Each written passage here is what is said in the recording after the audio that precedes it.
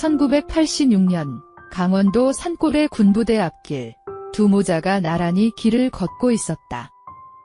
오늘이 6달 만에 보는 아들의 첫 면회였다.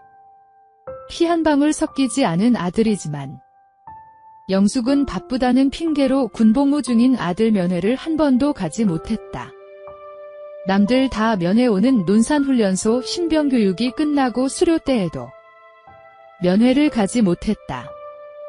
그리고 아들이 자대 배치를 받고 나서 처음으로 맞이하는 면회였다. 하지만 영숙은 그런 미안한 마음에 아들이랑 짧은 면회만 하고 돌아가기가 무척 서운하고 안타까웠다. 더욱이 부대 내에서 마땅하게 면회를 할 장소가 없었어 더욱 그랬다. 좀 더 아들이랑 단둘이만 있어주고 싶었던 것이다.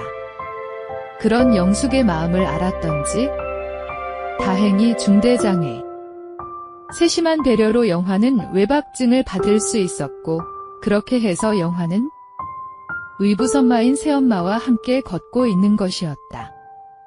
한참을 그렇게 걷고 있던 영숙이 힘들었던지 입을 열었다. 무슨 부대가 이렇게 차도 안 다니는 곳에 있어? 다리 아프죠? 새엄마 여긴 원래 그래요? 민통선 지역이라서 민간인 출입이 맘대로 안 되는 곳이라서요. 난 그래도 군인들이라고 해도 사람 사는 데 있는 줄 알았지? 이런 줄은 몰랐어.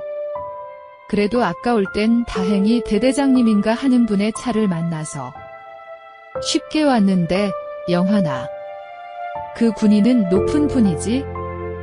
아, 대대장님이요. 우리 부대에서는 제일로 높아요. 이럴 때 지나가는 차라도 있으면 얻어 탈 텐데. 새엄마 힘들죠? 조금만 더 가면 돼요. 영숙은 바지 정장에 굽이 그리 높지 않은 구두를 신고 있었는데 너무도 걷기엔 불편했다. 그런 차림새로서는 도저히 많이 걷기는 무리였다. 그렇게 한참을 더 걸어가다가 할 수 없이 길가에 주저앉고 말았다. 다리도 아프고 해서 쉬어가려고 말이다. 그런데요, 새엄마. 그 이야기 말인데, 영화는 오늘 새엄마가 어렵게 자신을 찾아온 이유를 조금은 알고 있었다. 그래 맞아, 사실은 오늘 그 얘기하러 왔어. 나 그동안 혼자서 외롭게 살았잖니? 그런데 너 김씨 아저씨 알지? 그분이 전부터 나를 많이 도와주고 했잖아. 네, 영화는 힘없이 대답했다. 그래서 말인데 그분이 글쎄 새엄마에게 다른 맘이 있었나 봐. 나를 좋아한다고 얘기하더라. 다 늙은 여자가 뭐가 좋은지. 에이, 새엄마가 뭐가 늙어요? 아직 이렇게 예쁘신데 난 새엄마가 세상에서 가장 이쁘고 좋아요.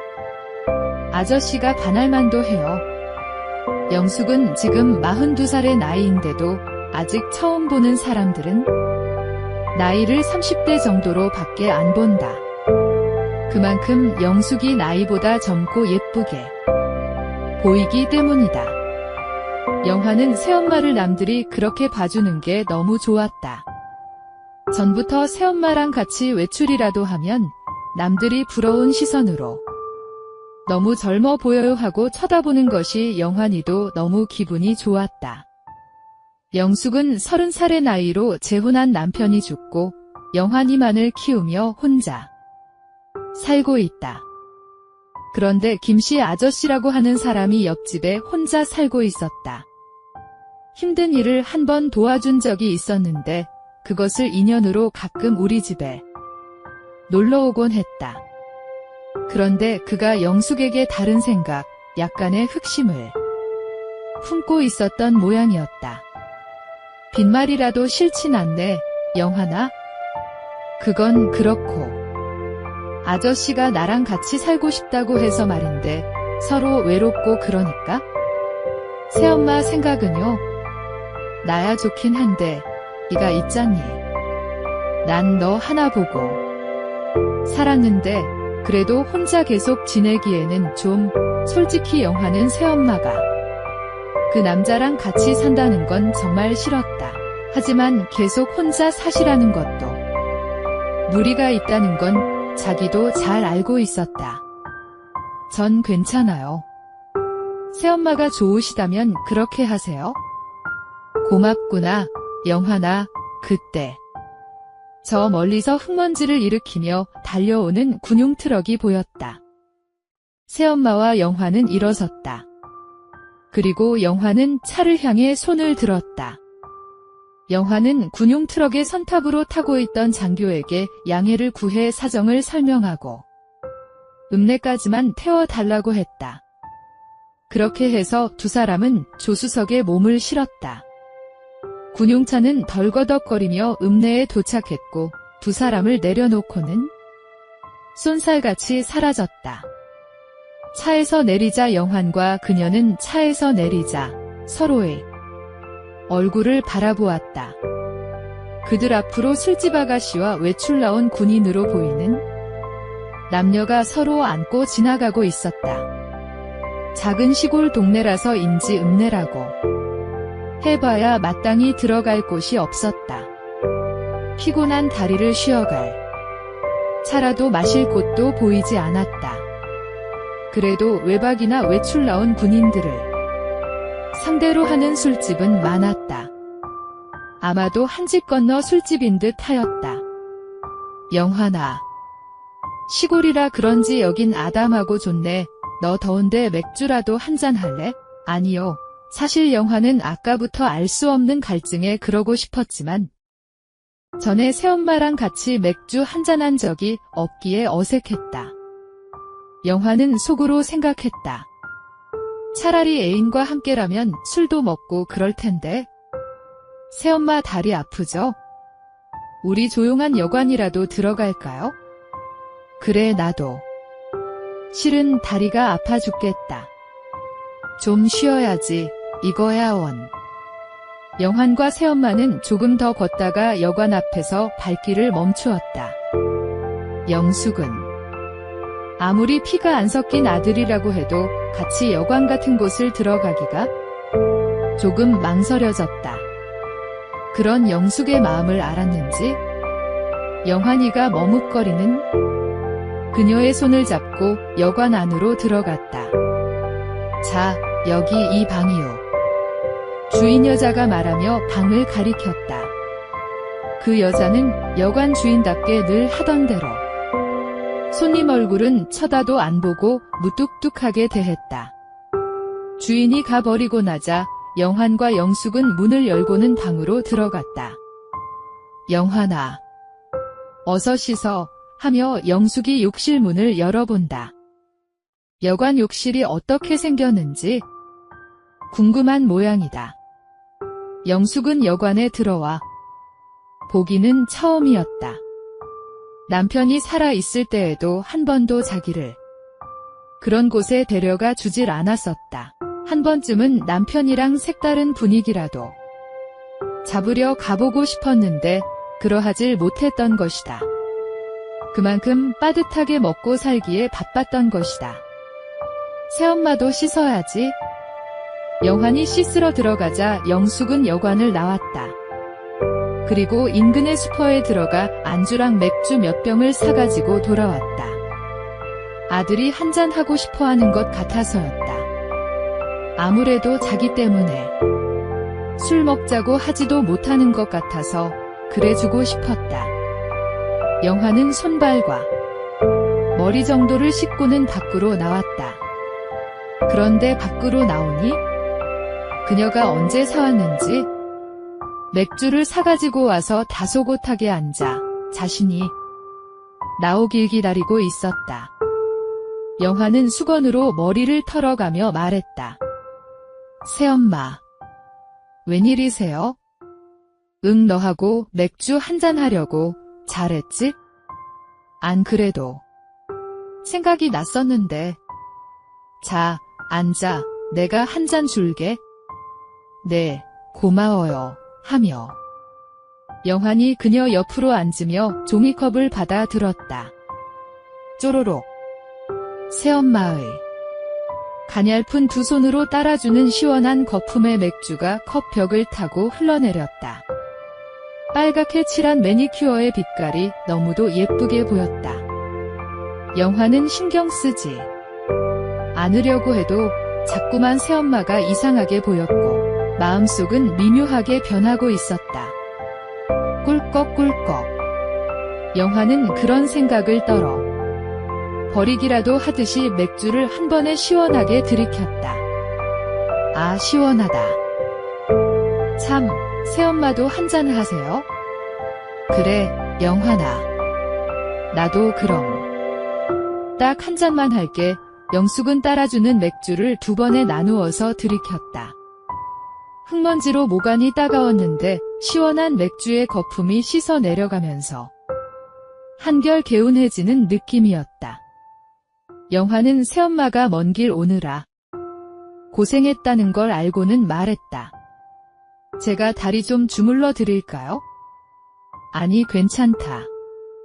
네가 더 피곤할 텐데 하며 영숙은 고개를 흔들고는 자신의 손으로 다리를 감쌌다. 그리고 살짝 바지를 걷어 올리고 드러난 종아리를 두 손으로 살짝 비비고 있었다. 영화는 새엄마의 드러난 발목과 종아리가 너무나 날씬하고 예쁘게만 보였다.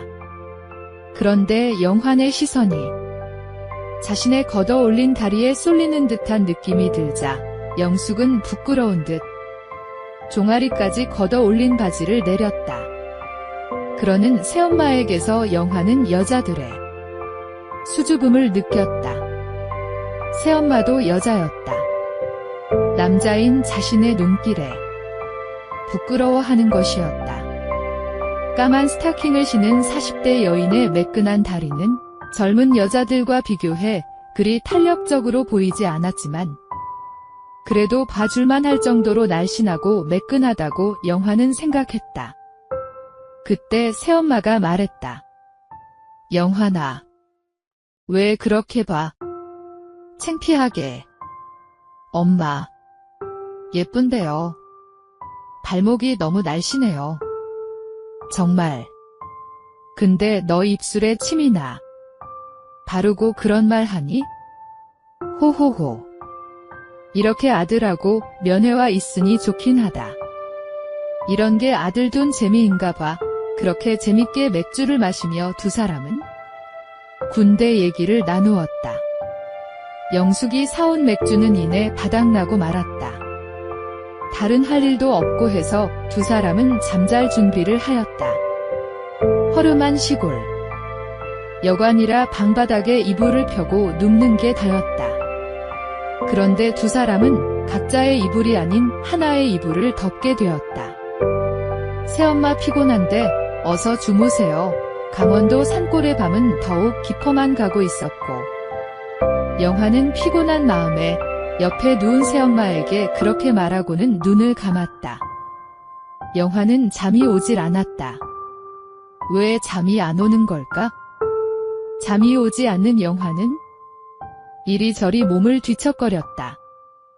자꾸만 아까 본 그녀의 매끈하고 날씬한 발목과 다리가 자신의 머릿속에서 떠나질 않았다. 안 돼, 이럴 수는 없어.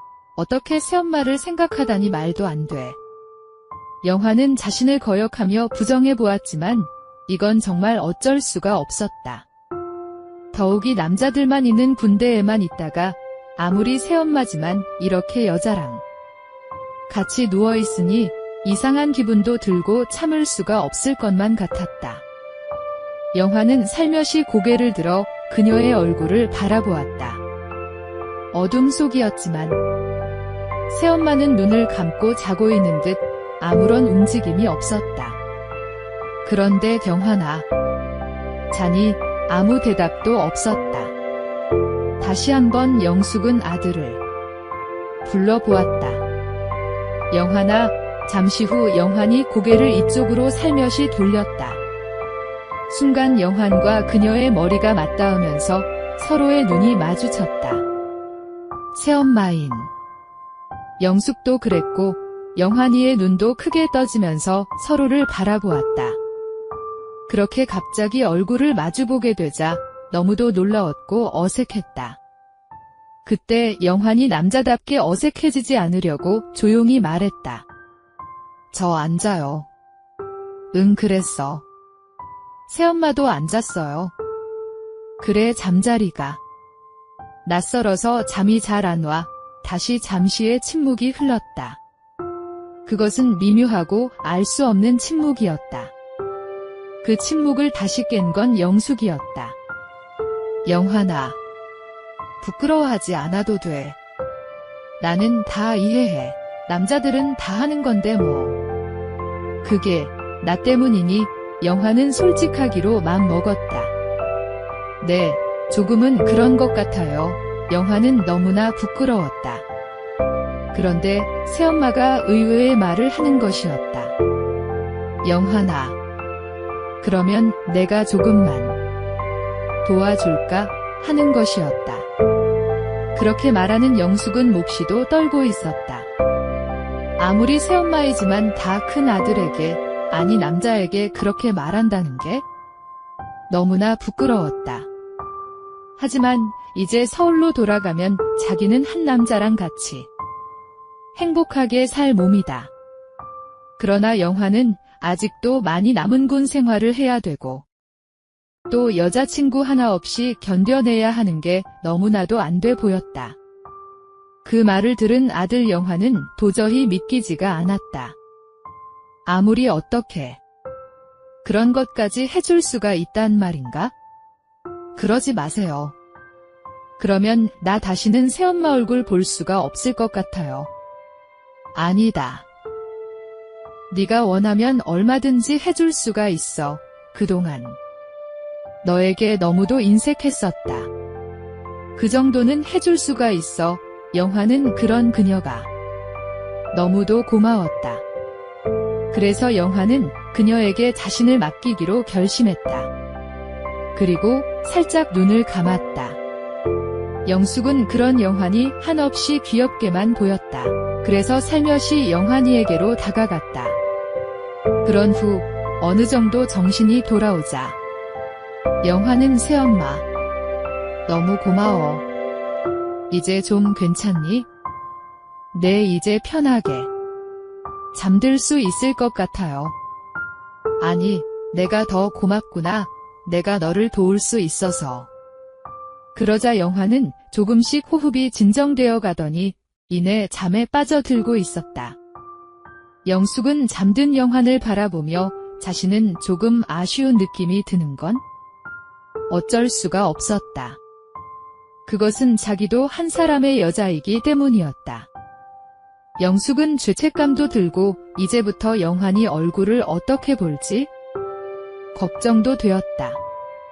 한편으로는 어리게만 보였던 영환이 영숙에게는 한 남자로 생각되고 그런 영환이 대견스럽게도 보였다. 그런 생각도 잠시 영숙도 인해 잠속으로 빠져들어갔다.